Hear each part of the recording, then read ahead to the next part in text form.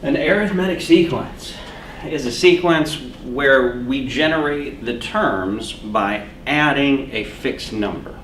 And that number can be positive or negative. So we could say, for instance, I'm going to start with a particular number. I'm going to literally add a positive number to it. That positive number that I'm going to add is fixed. So using this first example here, where we mention an arithmetic sequence with a first term of 3 and a common difference of 4. That fixed number that we're adding is that common difference. So if we start with the number 3, we move to the second term by taking the 3 and adding 4, we get 7. We move to the next term by adding that same 4 again. That's fixed. So 7 plus 4 is 11. Again, add 4 to get the next term. 11 plus 4 is 15. So, in fact,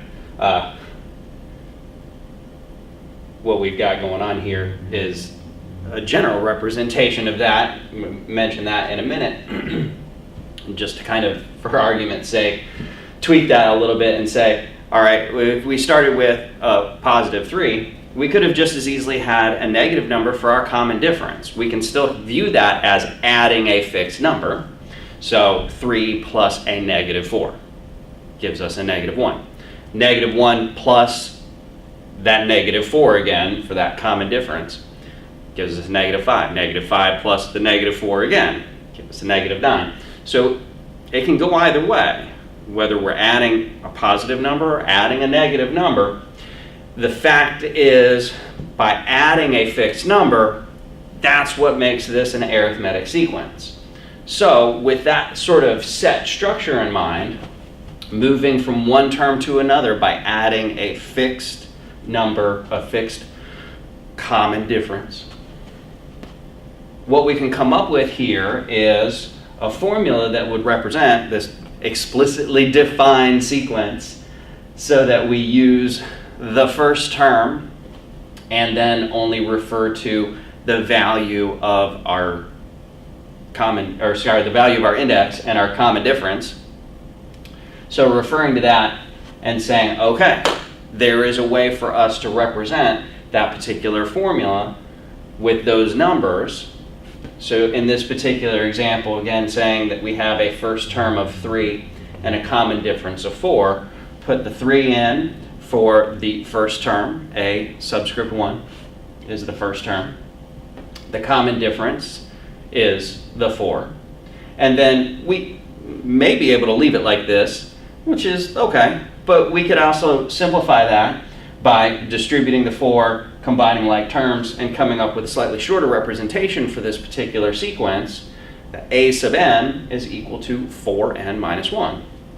And if we were asked to, we could come up with the second and third and fourth terms. Well, we already figured those ones out. We had a 7 and 11 and 15. So if we wanted the second term, 4 times 2 minus 1 is 7. We want the next term, 4 times 3 minus 1, 11. And we want the next term, 4 times 4 minus 1, 15. So we have a formula that's generating exactly those same numbers. Now we don't literally have to build them one at a time, like recursively. We can actually jump to whichever one we might want. The 100th term, 4 times 100 minus 1 is 399.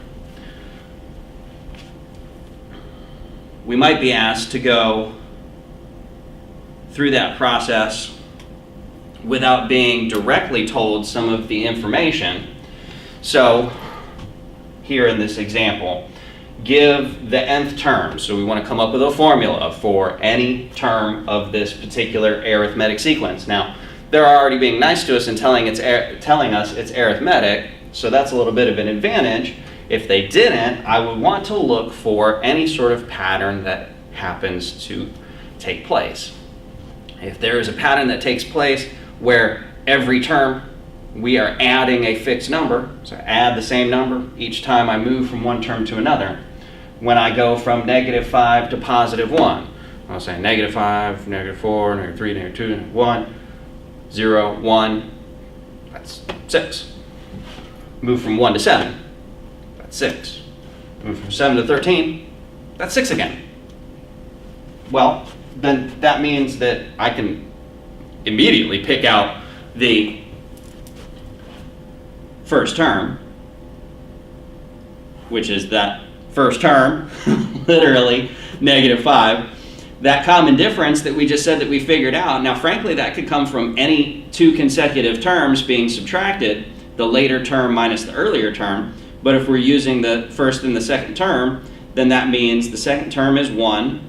We want to subtract the first term, so subtract that -5, and that gives us that common difference. Again, we verified that as well by doing the third term minus the second term, and the fourth term minus the third term. So we're coming up with a 6 any way we cut it. Between those two values, though, we now are able to go ahead and put those into our generic formula for an arithmetic sequence. And so in this particular case, putting those in, we come up with a perfectly acceptable version. But we can, again, do one better than that by distributing and combining like terms, so that what we would have going on here is a 6n minus 11 for that particular formula. So if we plug in n equals 4, then we should get the 13. 6 times 4 minus 11 is 13. We know that the common difference is 6, so that the next term, the fifth term, would be a 19. 13 plus 6 is 19. If we plug in a 5, we should get a 19 as well. And again, 5 times 6 is 30 minus 11, so 19. So this is working out. We can actually verify that that particular formula matches the sequence that we've got. Again, only one way of being able to use those relationships. So we can create that relationship. Then a second way of using the relationship, if we were automatically given the relationship, we could come up with the number of terms. And then they could also do stuff like this. Here are two terms, but they're not one after the other. I have the second term and I have the fourth term. So I could come up with the fourth term if I knew what the third term was and I knew what the common difference was. But I don't know what that third term is. That third term, though, could come from the second term plus that common difference. So that means that we would also have to have that other common difference showing up in order to eventually arrive at the fourth term.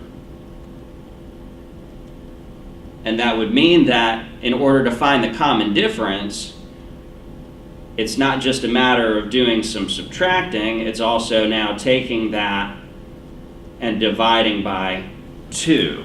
I have to take my fourth term minus my second term, divide by 2 in order to come up with the common difference that I would need. And that common difference is going to be -6 minus 3 is -9 over 2. Well, I could do a decimal version of that if I would like. So maybe if you prefer the decimal version, that'll be all right.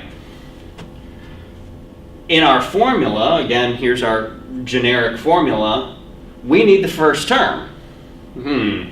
So we're going to have to take the second term, we're going to have to backtrack as well, and that means that a sub 1 plus that common difference, that means our first term would come from a sub 2, the second term, minus the common difference.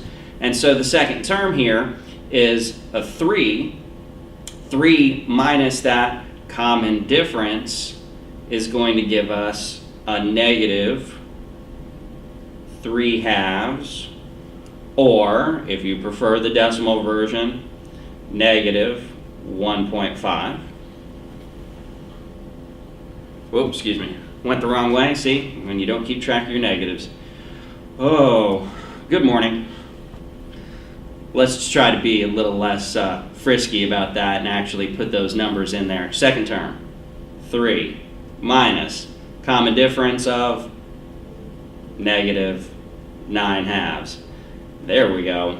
A little bit nicer for us to come up with the first term, which is 15 over 2, or rather, decimal version, 7.5. Now that we've got that, we can go ahead and use our formula. We can generate a version of this that is a fraction version. First term's 15 over 2. Our common difference is a negative 9 over 2. And we could simplify that as negative 9 over 2 n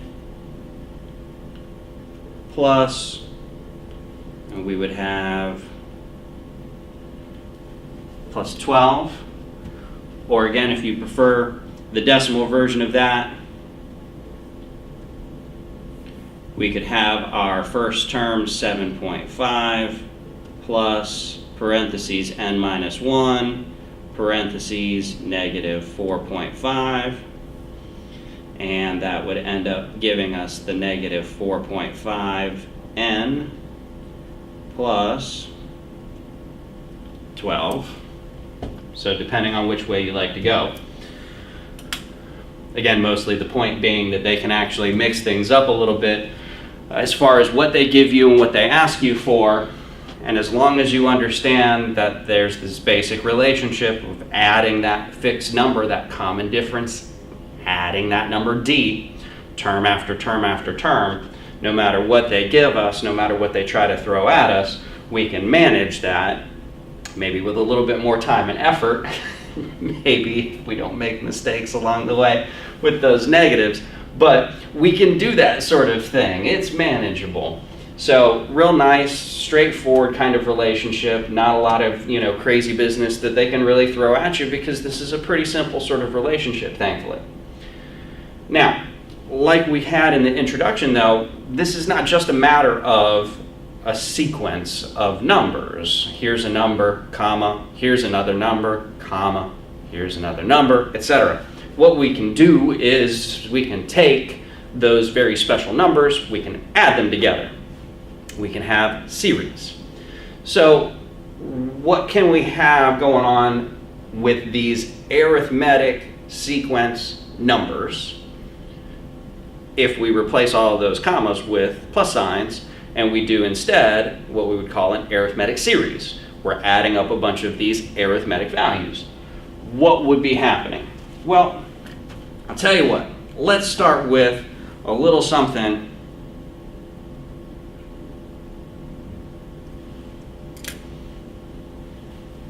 Find the sum of the first 100 positive integers.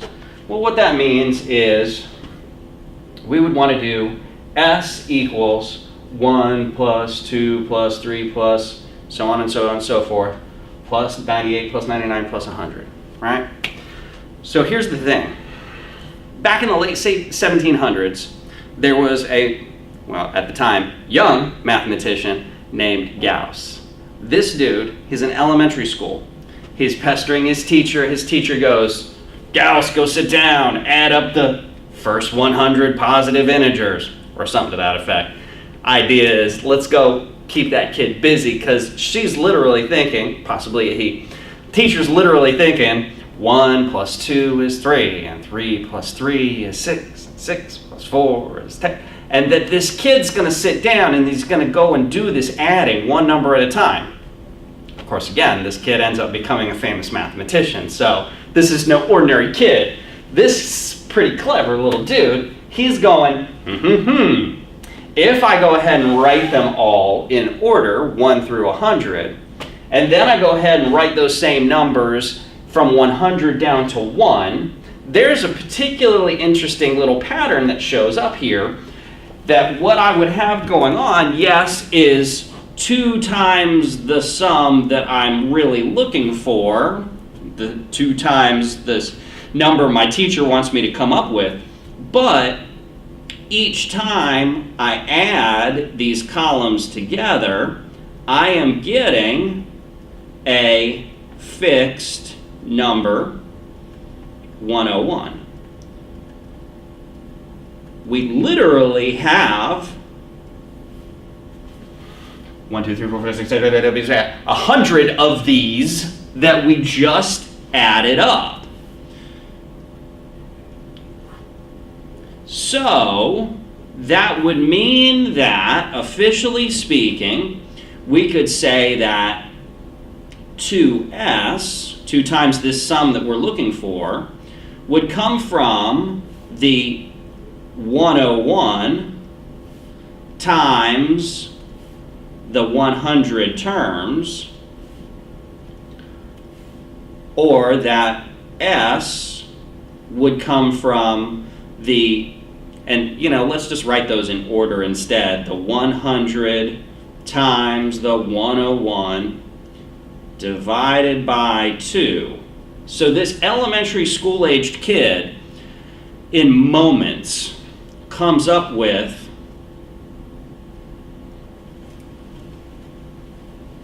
the sum is 5,050.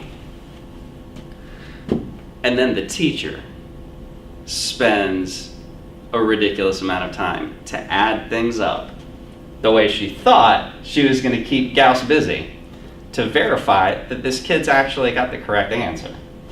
Or at least that's the way the story goes. More than likely what the professor or teacher did was just examine the work or listen to the kid describe what he did and go, oh snap, that's pretty clever, kid. Nonetheless, little Gauss didn't stay busy long by coming up with this. He came up with it faster than we've even talked about it. But the reason why we mention this, other than it being a cute little story about a clever elementary school-aged kid, is that this is actually giving us a plan of attack, really, on how we could approach any of the arithmetic sequences or arithmetic series, adding up only a fixed number, a finite number of terms. So, moving from 1 to 2, we add 1. Move from 2 to 3, we add 1. Move from 3 to 4, we add 1. Move from 98 to 99, we add 1. This is an arithmetic sequence of numbers. Throwing the plus signs in there means we have an arithmetic series. We only want to add up the first 100 terms. So there's a way for us to generalize this kind of attack and say, first term plus the last term, the nth term.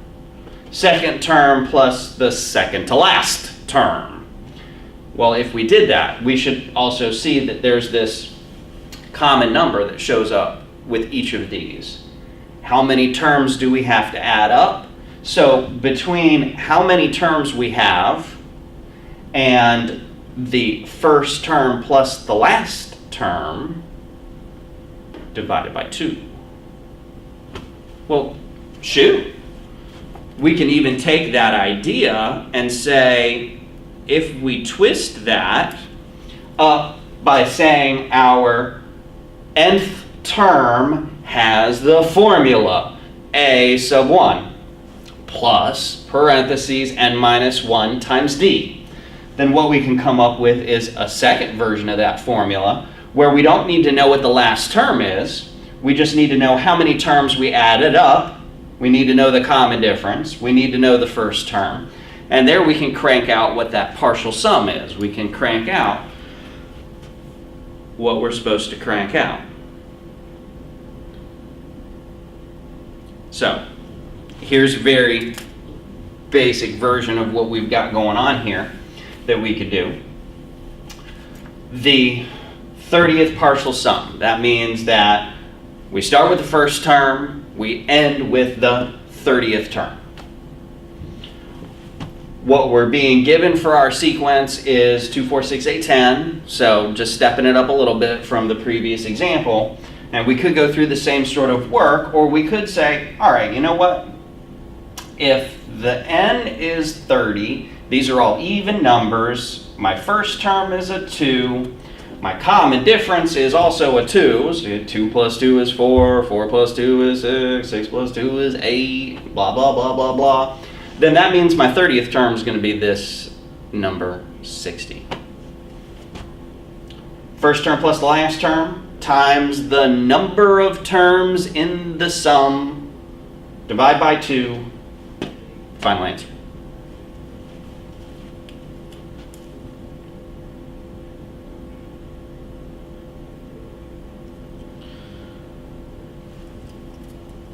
Twentieth partial sum.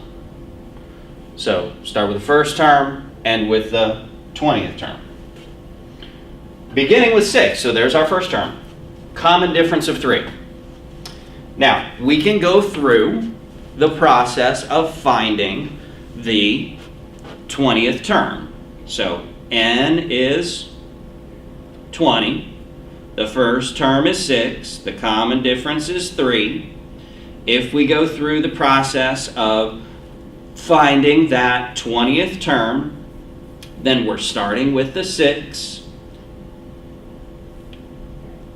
plus parentheses 20 minus 1 times the common difference of 3. So what we're getting there is, excuse me,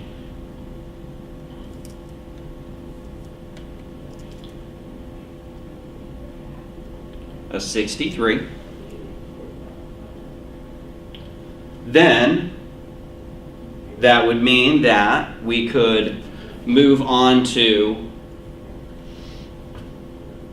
our formula for the sum that says the number of terms times the first term plus the last term, so that's the 20th term, divide by 2. That would be, in this particular case, well, 20 divided by 2 gives us 10, so we can go ahead and just jump straight into that. First term is a 6. Last term is a 63. 6 plus 63, 69. 69 times 10 is 690. But again, we've got that second version of our formula, and this time we don't actually have to crank out the very last term. We can use this other version that only refers to the number of terms, n, the first term, and that common difference, d. So we could just go ahead and throw in the values that we have. The number of terms, 20. The first term, 6. The number of terms again was 20. The common difference was a 3. So we could throw those things in there and say, again, 10. 2 times 6 is 12. 20 minus 1 is 19 times 3. So again, in this particular case, we're eventually cranking this out and getting that same value. 19 times 3 is 57. 57 plus 12 is 69. 69 times 10 is 690. It's the same answer. So 2 different roads, 2 different paths that lead us to the same answer. So we take our pick, whichever one we might like to use. But again, if only they left it to be so simple. And they don't, of course. We've got that summation notation that we introduced in the previous video. And so, a few examples of how this can work out as well. Now, the summation notation, first of all, we've got to pay attention to. Underneath of that capital sigma letter, we're told what our index value starts with. So do we literally start first term as a index value 1, or is the first term a different value that we're looking at? The top number is only telling us the last number that we would plug in. That doesn't necessarily mean that's directly the last term. Maybe I'll rephrase that. That doesn't mean that's the last index value. So we've got to be careful about how many terms we're adding up. That's going to be a combination of where do we start and where do we end. Then the other thing at this stage is we've got to make sure that the sequence of numbers, the actual series that's showing up, is arithmetic. Because if it's not arithmetic, then well, we don't have a formula to be able to take care of anything else at the moment. So, in that very first example, we use the letter J. Down on the bottom it says start with J equals 1. So that means this is the very straightforward case The first number corresponds to the first term. They're both 1s. 1 for J, 1 for my first term. So yay. Now that means that the 23 that's up on top literally means that I am going to stop at the 23rd term. So I have 23 terms to add up. I need to make sure that everything here is arithmetic. Now you might be able to recognize that if you've caught on to those earlier examples and said, hey, that stuff that's very linear looking, that stuff is going to end up being an arithmetic sequence.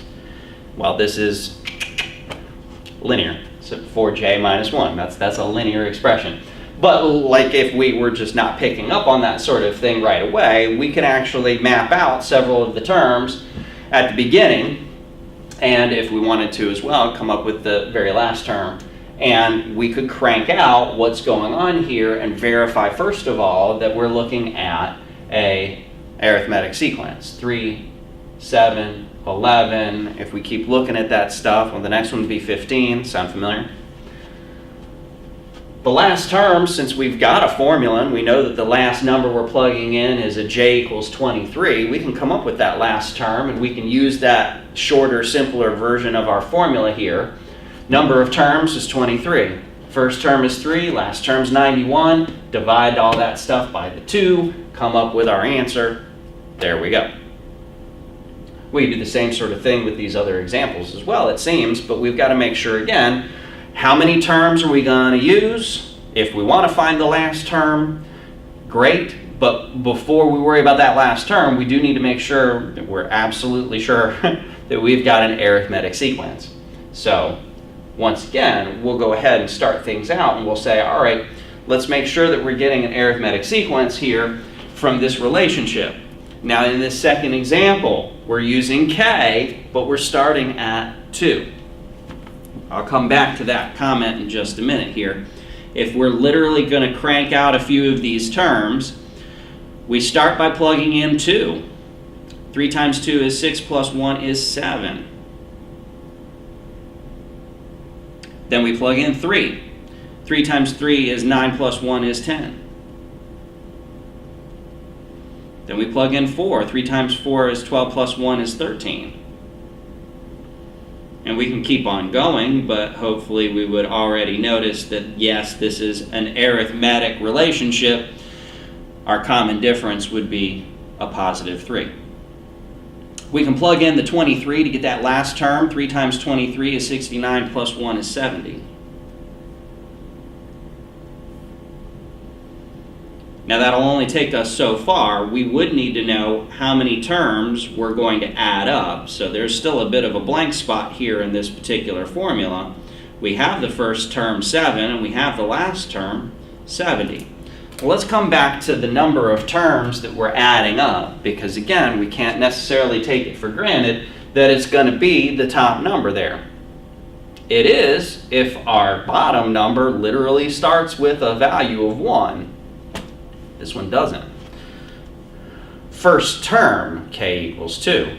Second term, k equals 3. Third term, k equals 4. The term that I'm counting off is always 1 smaller than the k that I plug in. So if the last k that I plug in is a 23, the term that I'm looking at is 1 smaller, 22. I've only got 22 numbers in this particular list that I'm going to be adding together. So 22 terms are being summed. That gives me the last number that I need in this particular case. So I can do the 11 times 77. I'm certainly not going to do that in my head because it's just one of those days. 539 it is. Wait a minute. I did 7, not 11. 11 times 77. Boy, I'm just having one of those days. Let's try that again with the 847 answer. One of those days. All right. Another example with that same summation notation. Again, I got to worry about do I have an arithmetic sequence? How many terms do I have, so that I can make sure that I'm going to correctly calculate that sum that they're asking me for. So again, if I am going to be very conscientious about what is happening here, in this particular case it tells me I'm going to start with n equals 3. So by plugging in 3, that would be negative 2 times 3 is negative 6 plus 7 is 1. Then I would move to n equals 4. Negative 2 times 4 is negative 8 plus 7 is negative 1.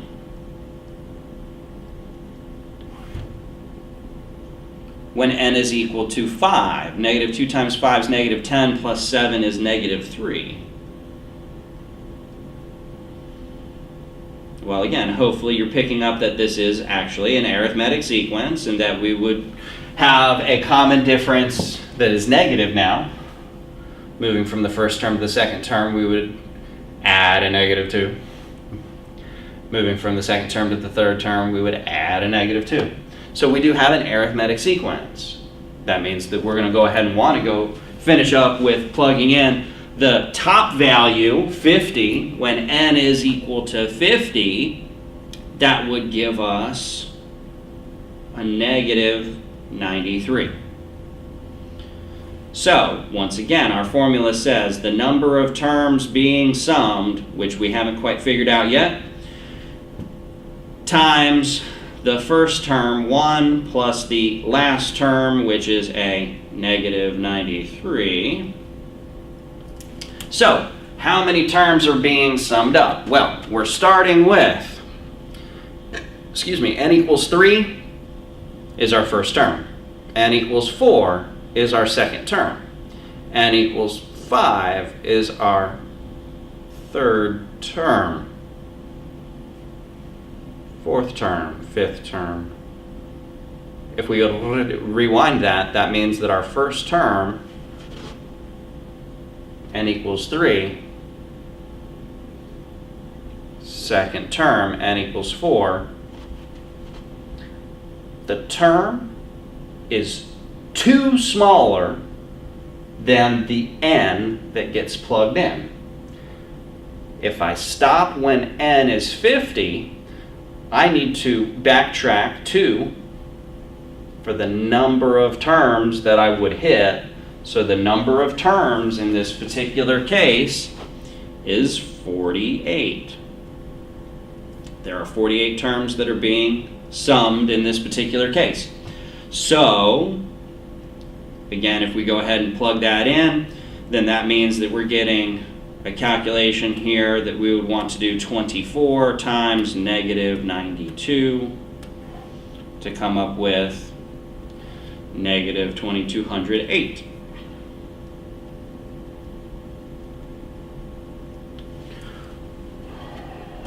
Certainly don't want to go through and actually try to crank those out by hand. That would be a lot of numbers to add one at a time. That would be a lot of numbers to add one at a time. That would be even worse to add one at a time. So it's nice that we have some sort of elegant formula, an elegant relationship that we can take advantage of. So again, a way of being able to incorporate some of the other information that we had in our introduction to this new specific topic of arithmetic sequences, arithmetic relationship.